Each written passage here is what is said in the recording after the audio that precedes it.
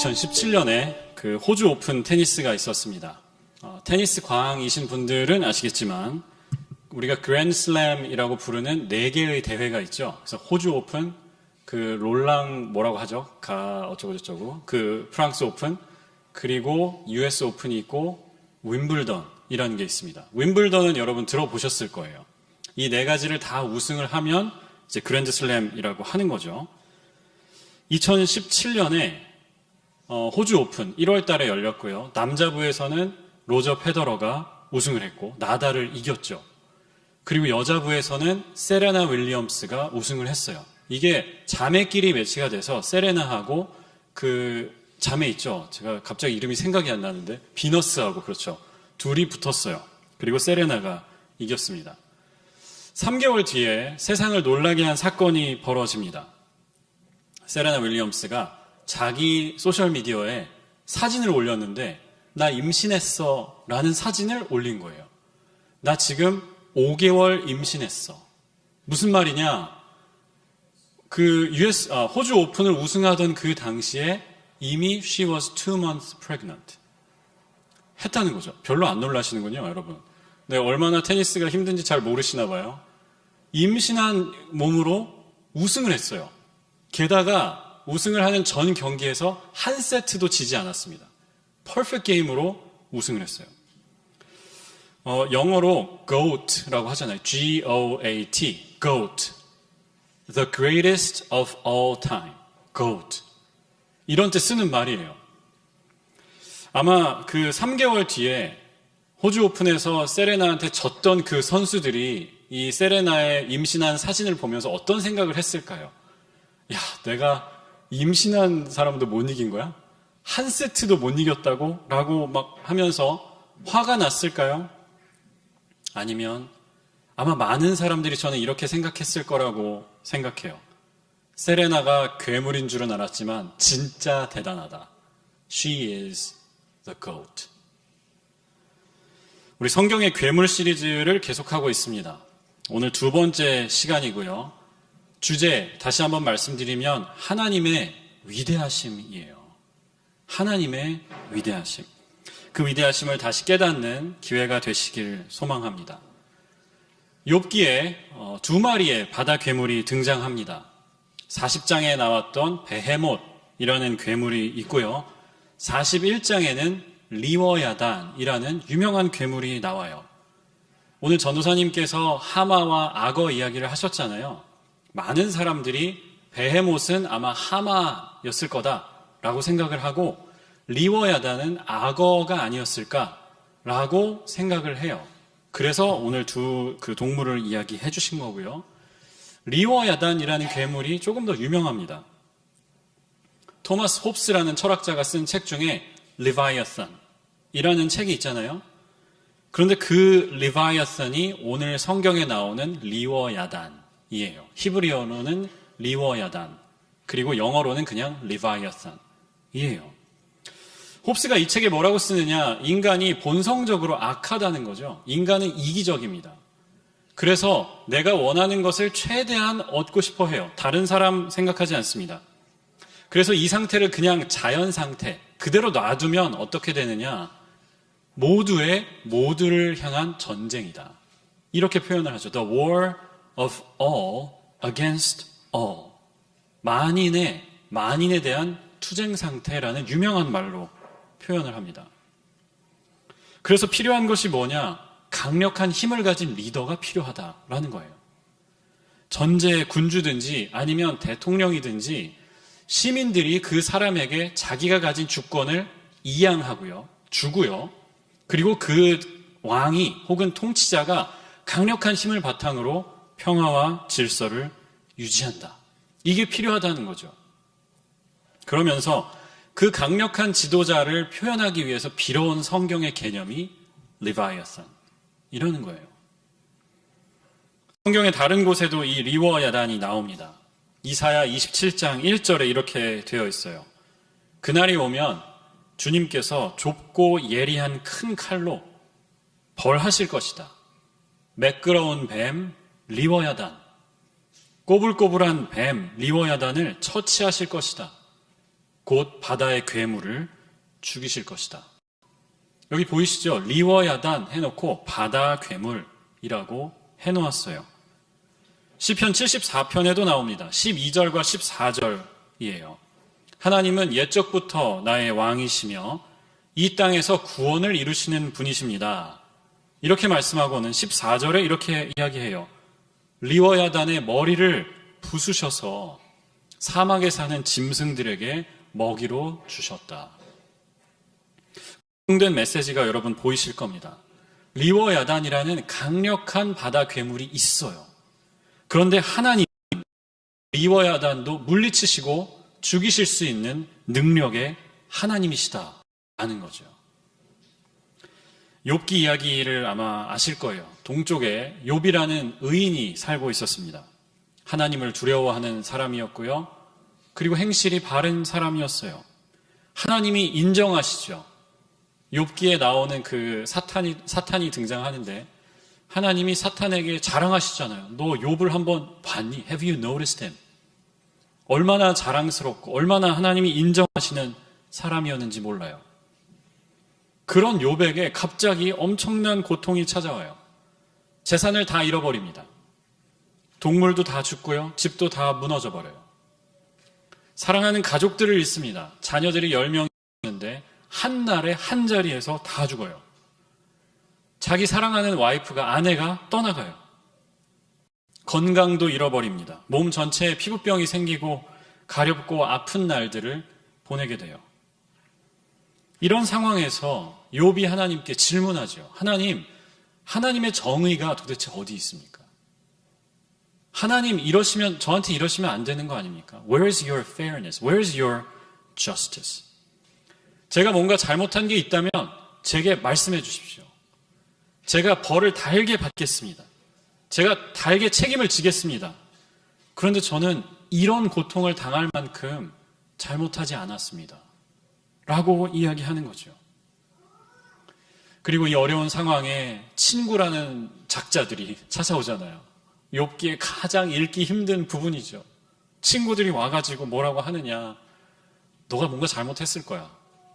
그러니까 이렇게 됐지. 지금이라도 빨리 고백하고 회개해라. 그래야 이 고통이 끝난다라고 이야기해요. 욥기가 전체 한 42장이 있는데 그 중에 한 35장이 욥이 막 불평을 하고요. 하나님한테. 하나님 앞에 항의를 하고요. 친구들이 돌아가면서 그럴 리가 없다. 너가 나쁜 놈이야. 너가 나쁘니까 이런 일이 생긴 거야 라고 해요. 약 83%의 욥기의 분량이 이 이야기를 계속합니다. 그러다가 38장에 가면 하나님이 등장을 하세요. 본캐가 소환되는 거죠. 38장 1절에 이렇게 말씀해요. 주님께서 폭풍이 몰아치는 가운데서 욥에게 대답하셨다. 성경은 말씀합니다. 38장부터요 계속 읽어내려 가잖아요. 폭풍만 몰아치는 게 아니고 하나님의 말씀의 폭풍이 몰아쳐요. 내가 세상을 만들 때 너는 어디에 있었느냐? Where were you when I established the foundation of the world? 누가 이 세상의 질서를 만들었는지 아느냐? 저 바다 깊은 곳에 내가 가보았느냐? 그리고 나서 동물들의 이야기가 나와요. 누가 사자에게 먹이를 주는지 아느냐? 독수리를 보았느냐? 여러 동물들의 이야기가 나오고 나서 우리의 주인공 바다 괴물들이 나오죠. 41장 9절 우리가 혜원이가 함께 읽은 말씀인데 리워야단을 보는 사람은 쳐다보기만 해도 기가 꺾이고 땅에 고꾸라진다.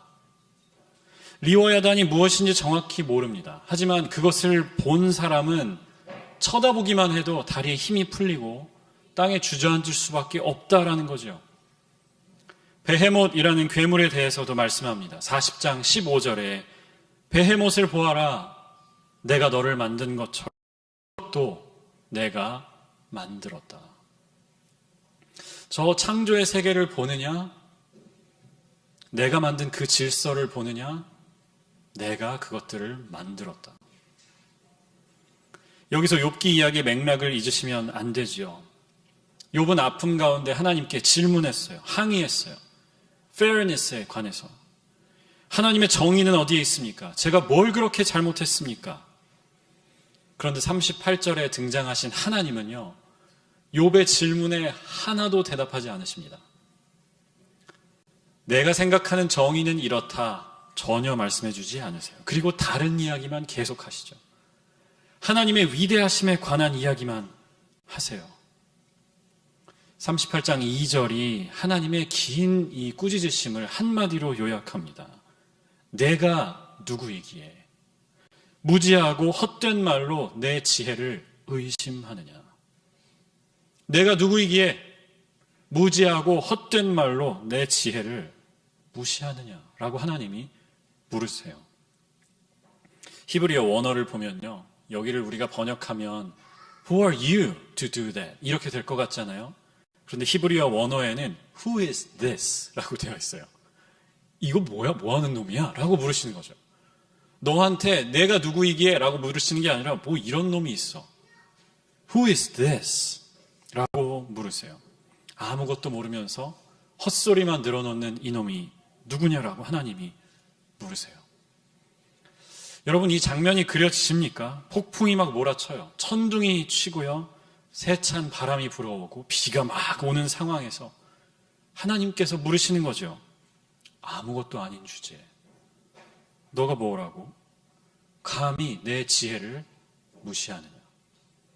세상을 움직이는 내 질서에 질문을 제기하느냐?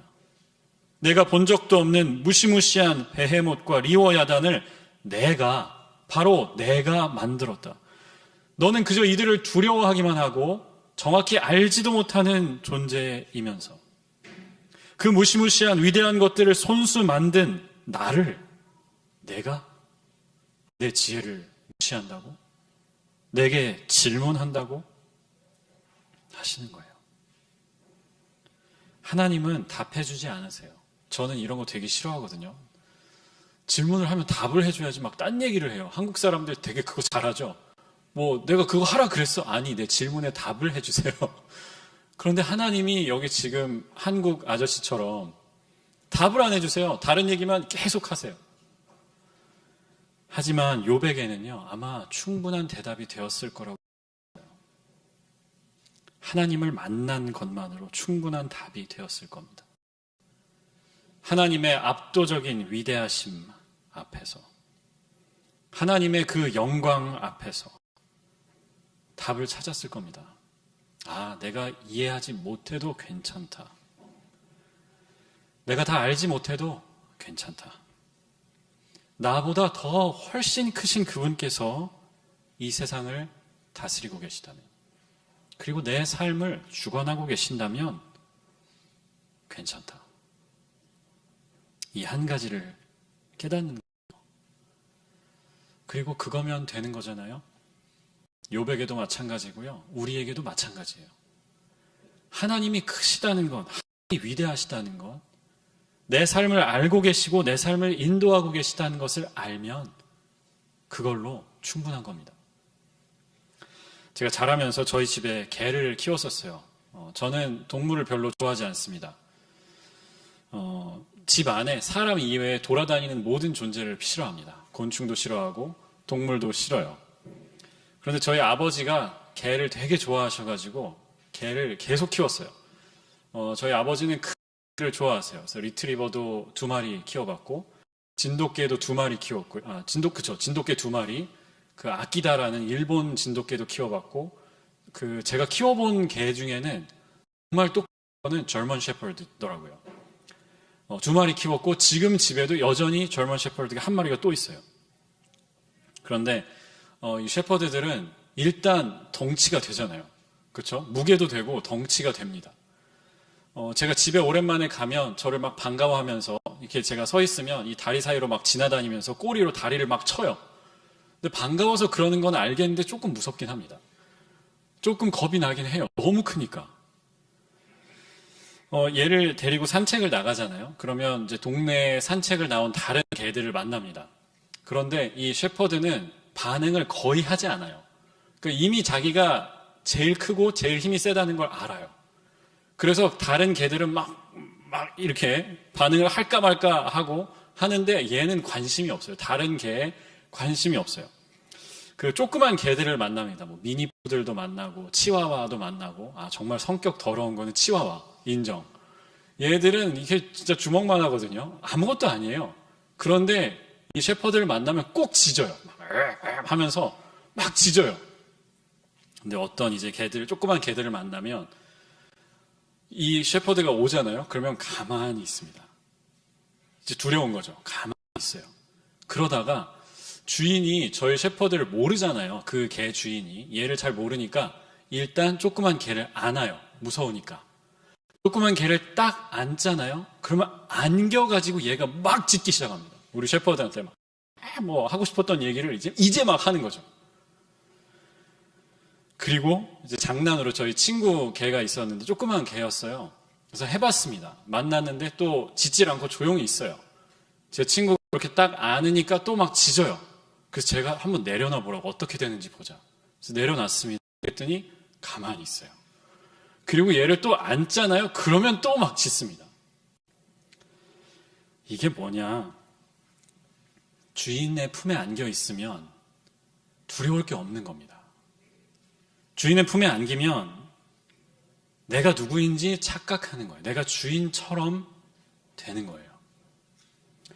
사랑하는 여러분, 우리도 우리 주인이신 하나님 품에 안겨 있잖아요. 그러면 무서울 게 없는 겁니다.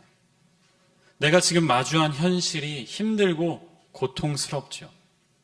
그런데 내가 그 영광의 하나님을 아는 한, 그 위대하신 하나님이 내 삶을 인도하신다고 믿는 한 두렵지 않은 겁니다. 두려워할 게 없는 거예요. 게다가 그분이 나를 사랑하신다? 게임 오버. 우리가 예배하는 이 자리는요, 그 압도적인 하나님의 영광을 우리가 선포하는 자리입니다. 우리의 삶에 우리가 눌리는 것들이 많아요. 삶의 문제에 눌리고, 기도의 제목 가운데 눌리고, 우리가 겪는 일에 눌려요. 그런데 이 자리에 와서만큼은 하나님의 영광을 우리가 선포하는 거예요. 고백하는 거예요. 그 능력과 은혜가 우리의 삶을 주관하고 계시다라는 것을 인정하는 겁니다. 그리고 그 하나님을 찬양하는 거예요. 여러분, 하나님이 우리의 삶을 다스리십니다. 아멘입니까? 하나님이 우리의 삶을 다스려주세요. 그래서 어깨를 펴세요. 지금 펴세요. 네. 지금 당장 펴세요. 어깨를 펴시고 구겨진 마음이 있다면 펴세요. 눈살 찌푸리는 거, 저도 나중에 유튜브에 보면 항상 설교를 이렇게 하더라고요. 이걸 제가 펴려고 노력을 많이 하고 있습니다. 여러분도 펴세요. 얼굴을 펴세요. 그러면 우리의 삶도 하나님께서 펴주십니다. 주님이 우리의 삶을 펴주실 거예요. 그런 압도적인 은혜를 경험하는 이 자리가 되시기를 소망합니다. 그리고 우리의 매일매일의 삶 속에서 그 주님을 붙들고 믿음으로 당당하게 어깨 펴고 사는 여러분들 되시길 예수 그리스도의 이름으로 축복합니다. 기도하겠습니다.